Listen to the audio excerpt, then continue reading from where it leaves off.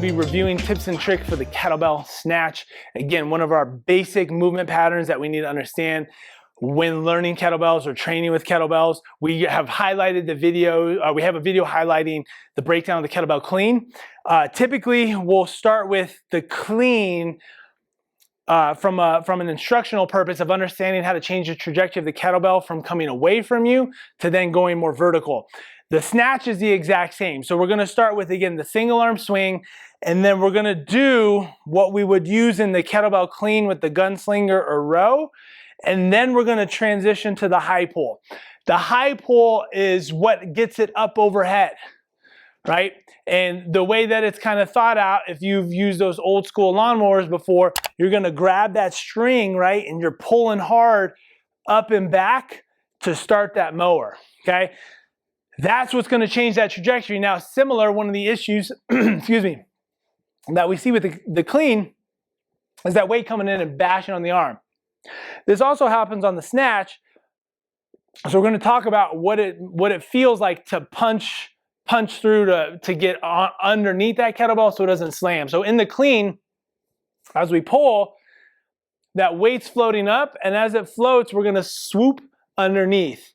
With the snatch, it's the same. As I pull high, that's gonna start floating that kettlebell, and then before it gets to the top, I wanna start coming kind of underneath and through and punch through. If I punch through with my hand, I'm gonna get to the ceiling first and scoop underneath it. If the kettlebell comes up and the kettlebell starts getting upside down and it beats me to the ceiling, now it's gonna come here and slam down. So that transition of underneath has to be pretty fast to get through. And the key to that is letting go of your grip. Too many times we see just this tight grip, whether it's here and then it comes down, or it's here, still up, and then it comes down, right? There's a moment where it's weightless, where I snap through, let it go, snap through to get my wrist and punch through, whether that's for the clean or for the snatch. Okay, so single arm swing, right?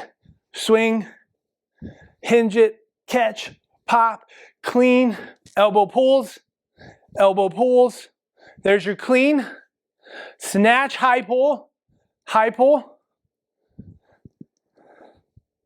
Okay, and then from here, we're simply gonna punch. Pull high, punch through. If you don't feel comfortable about tossing it from the top and going again, because that's a lot of momentum, bring it down to the rack, just like we would in a clean, let it go, and then go again, right? High pull punch, right? So I'm trying to rip this thing up at the moment right after I pop the hips. I'm gonna pull. And the reason why I don't wanna pull before, then I'm using a lot of back, having a lean, and I'm using a lot of arms.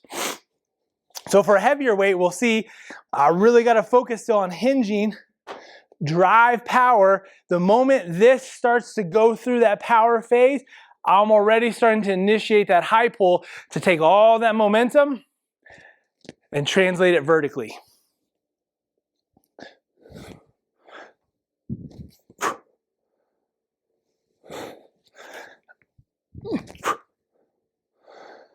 We haven't talked about breathing strategies yet. We'll have additional videos on that, but essentially that little extra creates some extra power to get some more pop, to get it to float. While it's dynamic and ballistic, there is a lot of finesse in it to help you stay efficient.